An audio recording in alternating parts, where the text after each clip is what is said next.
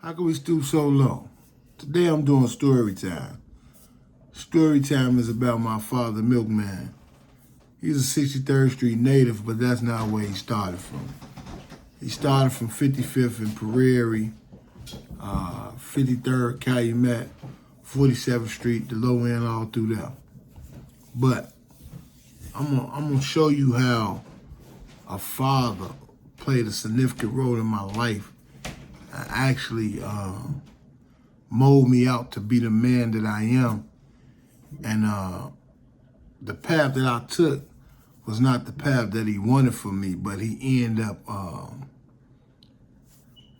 ended up going the path and doing the things that he didn't want me to do. And I thank God that he saved me to be here. But I want to show y'all how it molded me into doing the things that I was doing by me mimicking and watching him. And when he caught it, he fought for change, but it was too late. And the similarities in it resonate so much in me because I end up looking at my life, and I'm looking at my kids' life, and I'm looking at Fat Shorty life, and I'm looking at my other kids' life, and I can see different chapters of my life and my kids where my father was putting that life coach in me, far as instrumental of not going this way and not going this way, and what was the end route of going that way. And I end up catching all that. So today, I'm gonna do two story times. I'm gonna do one about me, and I'm gonna do one about my father. So this first one is about my father.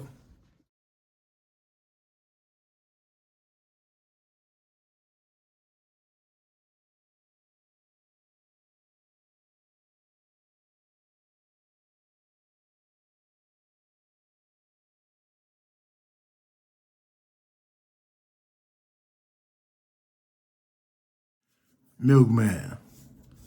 Milkman started off when these organizations were started off. He was a disciple. When these organizations first started off, they were all disciples, devil disciples. Devil disciples. Listen to me.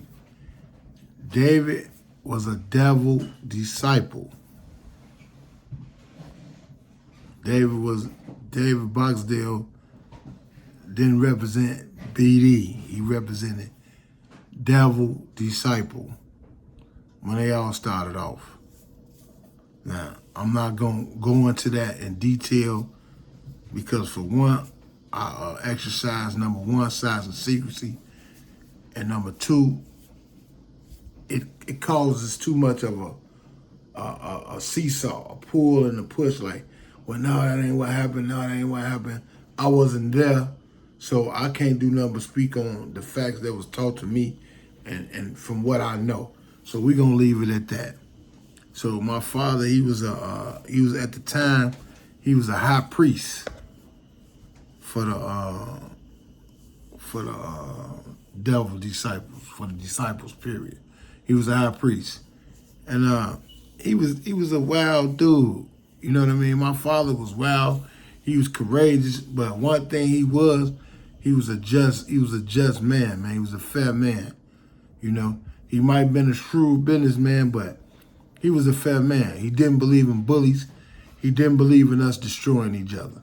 You know, to the day he left, to the day he died, his greatest hatred was GDs and BDs fighting each other, and GDs and Stones fighting each other. He hated that.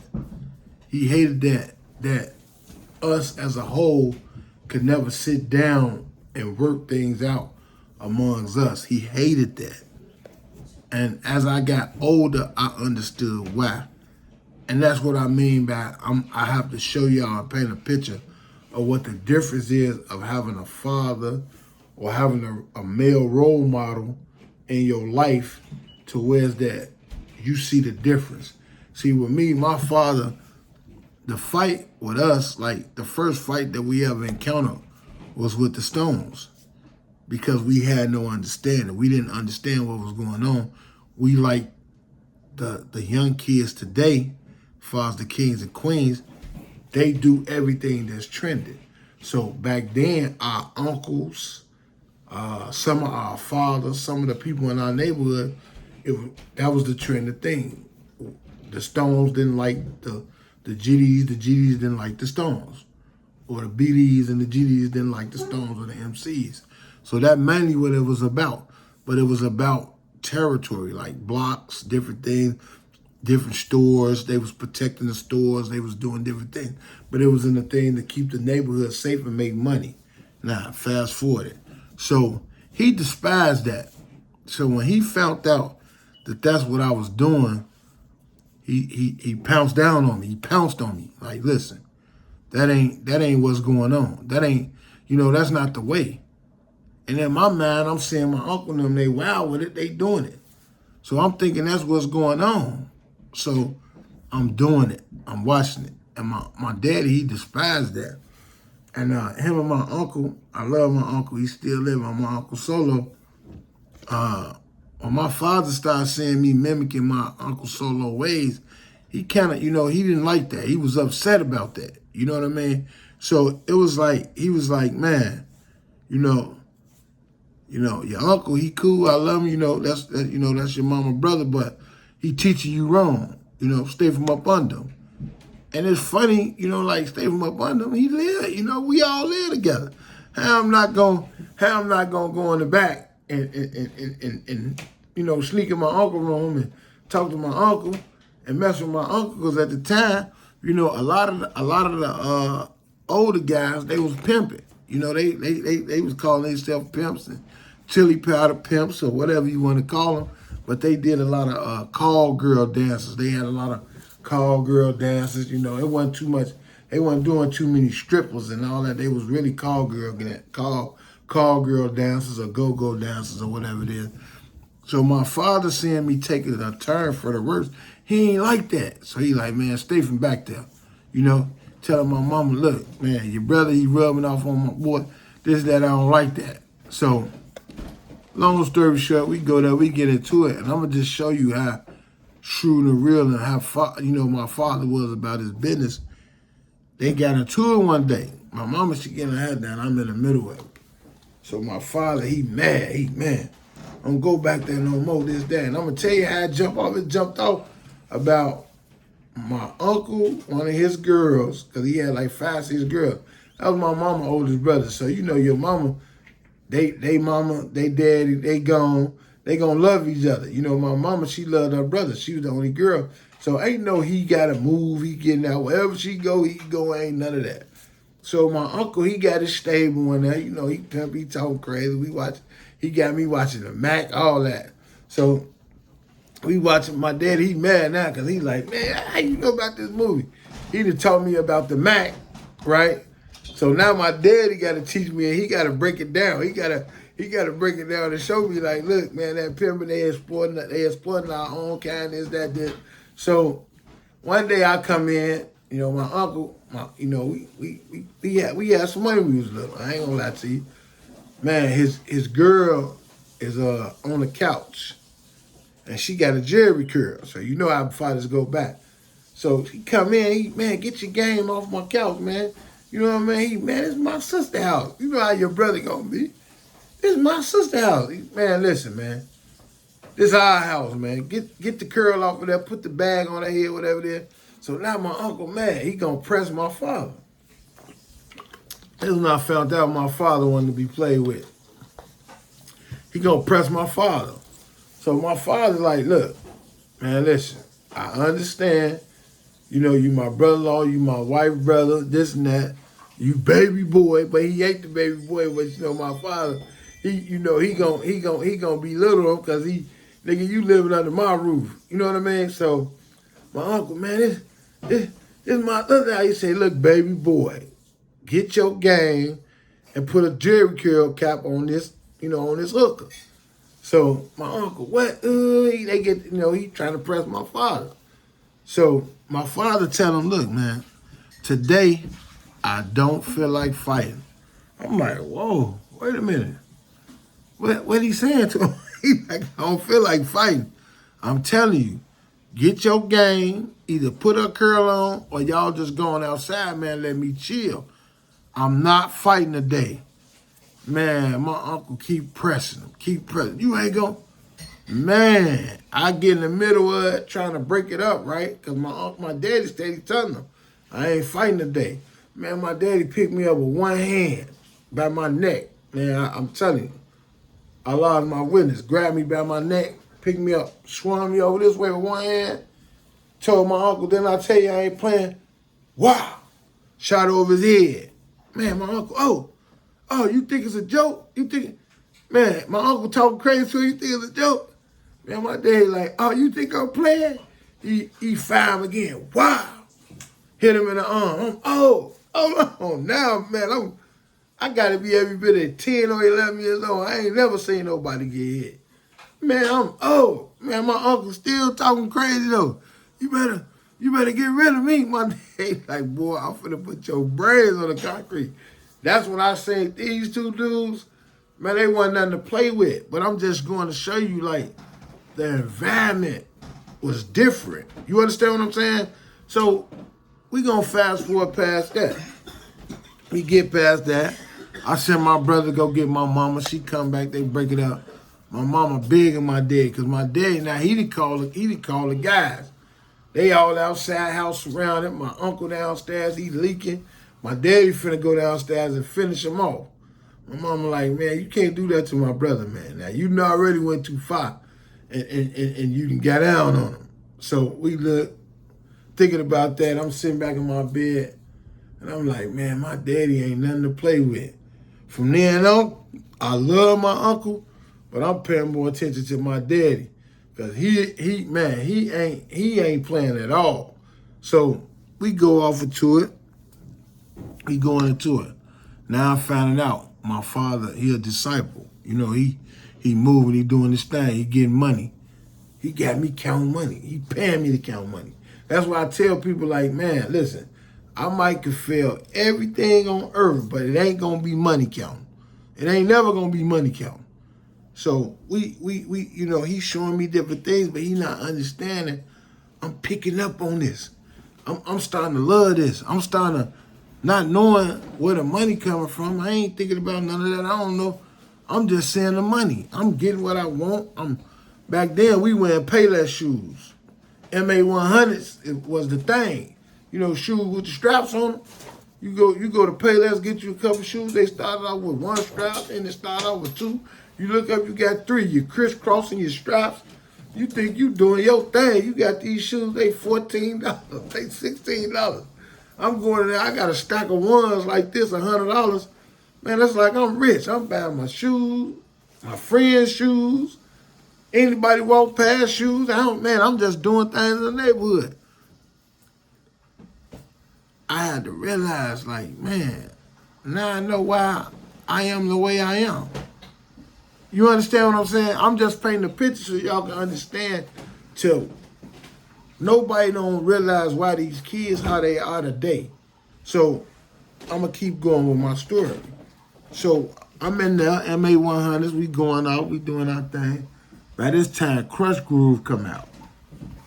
So this got to be about 83, 84. I don't know. I don't wanna lie or mix the time up, but Crush Groove came out. They got on Troop jackets, bless you. They got on Troop jackets. They got Adidas on. Patrick Ewing playing ball. He got Patrick Ewing, Michael Jordan. He doing all this. I gotta have all this. I don't want no MA100s no more. You can't trick me with Payless no more. I don't want Payless no more. I gotta have Adidas, Dunks, Ewing, Reebok pumps. I gotta have all that. Not knowing where this money coming from and what my father doing. One day I walk in and I catch him. Powder everywhere, lunar foil everywhere, all that. That just lets you know how far I go back, right? Lunar foil everywhere. I see this. Oh, I'm mimicking this, because this is where the money coming from. Big long table, everything going on. My father immediately grabbed me. Wow, snatched me up. Go in the room. I go on the wrong. I don't know I'm in trouble now, because now I got to sit down and watch The Godfather. I got to watch, man, I got to watch these movies to now where he finna start schooling me on where this ain't right, why we don't do this, why we don't do that, right? So, bam. I get to The Godfather. I understand I'm watching it. I done watched it 100 times. I don't want to see it no more. Now he quizzing me. And this, who did you like? Who do you think you are? How do you think you act? You know, everybody want to be Michael. I'm Michael. I'm Michael Corleone. What you mean? Man, Michael the Smart, he took over. He did this, he did that. I'm going to take over. You ain't Michael. You Sonny. Now, if anybody know The Godfather knows Sonny, Sonny was a bull, but he wasn't a thinker. And that's what he wanted me to change. He wanted me to change. He already knew I was cursed. He knew I had synced it. I had bit the bug. He know my uncle had already corrupt my mind by showing me these he pimping. He wearing suits. He got Vans on. He got his name in it. He ride big Lincolns, and I'm fascinated. So he know I'm poisoned. My mind poisoned already. Just like YouTube and the internet and social media poison our kids. He knew I was gone. So he knew the only thing he could try to do was try to condition me back to where he could save me and make it make a little better sense to me. He started showing me these movies. He started showing me, giving me the game, slightly. And I'm not understanding that. Damn, he doing what Unc did, but he just showing me that I know you messed up already, but I'm gonna send you the right way. And what I mean by that is this. To this day right now, I understand everything my father was doing and putting on me and showing me, because at the end result of my father's life, he lost his life. He gave his life. He sacrificed his life for not just me, for our neighborhood, for us as black people, and what he believed in. Because my father was rich, man. He was cool. We was well off. We didn't need anything. And he had left the disciples and the nation and everything else alone. But when he seen in 96 that the feds went and snatched and grabbed everybody and had everybody was killing each other and destroying each other, and black on black crime went on and it went up, he risked his life. He took a lead in something that he walked away from, because in his beliefs, also like mine, he believed that he could fix this situation amongst us.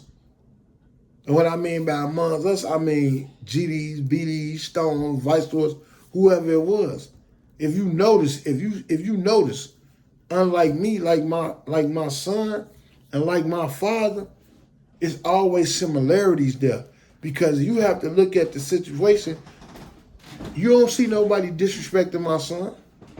You don't see nobody say they smoking no fat shorty pack. You don't see nobody disrespect my father. When I say his name, you don't see nobody disrespect him. You see the similarities because that's what was taught. That's what was instilled in me. I had rough edges and he ironed them up off me. But my father believed wholeheartedly in his heart that coming from the teaching of David, coming from the teaching of Larry, coming from the teaching of Chief Malik, Jeff Ford, coming from the teaching of Minister Rico, coming from the teaching of Melvin Haywood Head, coming from the teaching of these guys when they was back and they was in their days and they was in their heydays, they believe that they can actually fix what's going on in this world right now today, but it's on steroids even more. See, one thing that people not really realizing, they not looking at, or they really don't understand about all this, you never hear any stories. Go back and listen to any of these stories where you hear Chief Malik and Larry Hoover was in a fight together. Or you heard the story of David Boxdale and Jeff Ford, Chief Malik, was fighting each other. Or they was in a battle and they was fighting each other.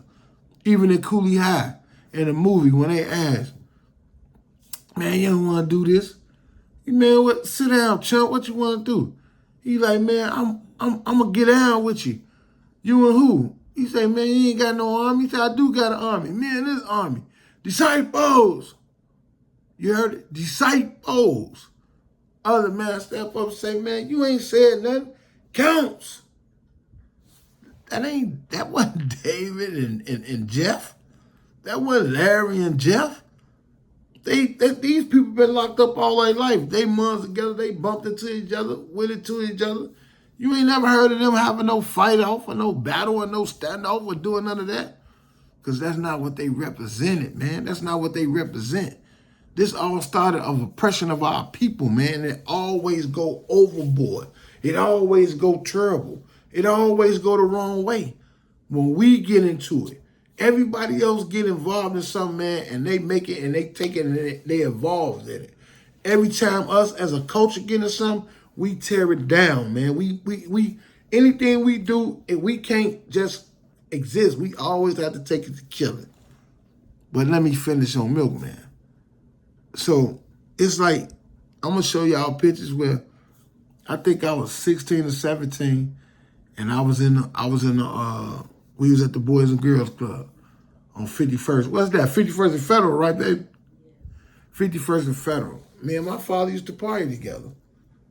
Just like me and Fat Shorty. Me and my other son, Fat God. Like with my kids, period. Because that's what was instilled in me. You'll see me on the picture. I'm blazing. I'm blazing big pitchforks up. It's me, my cousin, Sabrina Harris, and my father, Milkman. We on 51st. Now, that's how me and him, that's the relationship me and him had. When my father was killed, people thought that was my brother. They didn't know that was my father. Till we, like, man, that ain't his brother, that's his daddy, man. That's how we was.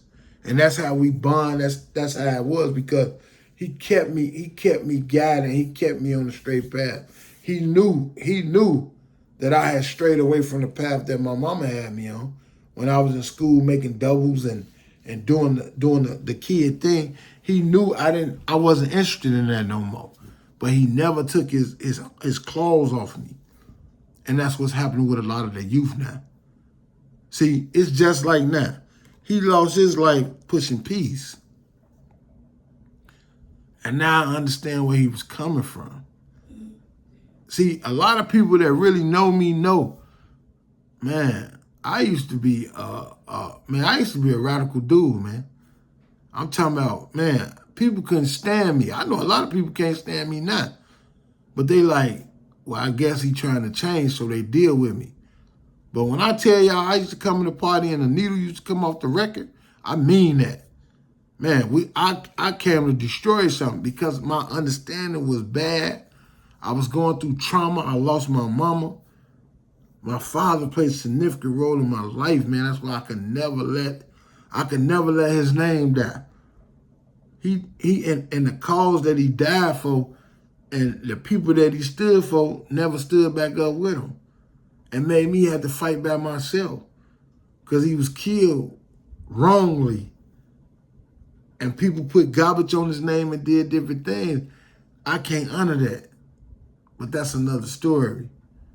I just want y'all to understand that y'all going through this thing with this BD, this GD, this Stone, this Vice Lord, and MCs and foes and all. That's not real, man. It's not real.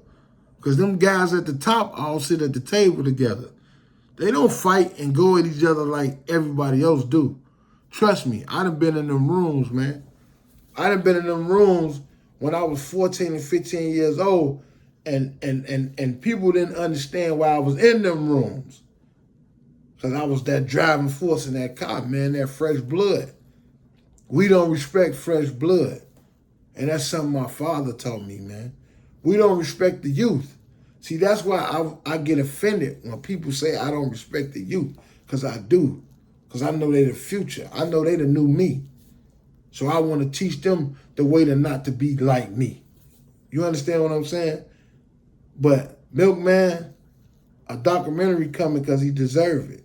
And it's the truth.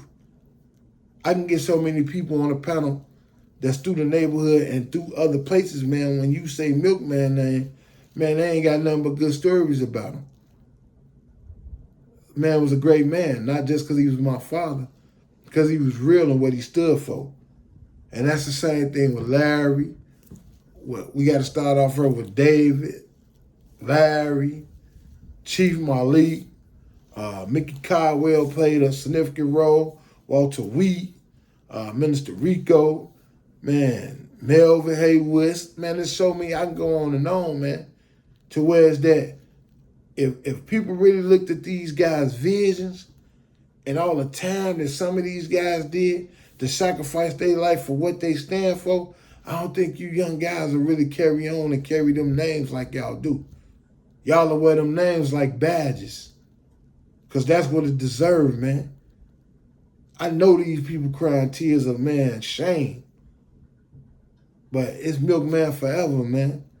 So don't forget, old Milkman, them real story times. And anybody know that's from 63rd and a lot of other places, my father did the things that I'm trying to do now. Peace, help people in the community, and keep things pushing the right way, because he realized the wrong that he did as well. So, hey, story time on Milkman. Y'all can do y'all research. Truth don't need no support. Whatever y'all do, don't stoop so low. Out.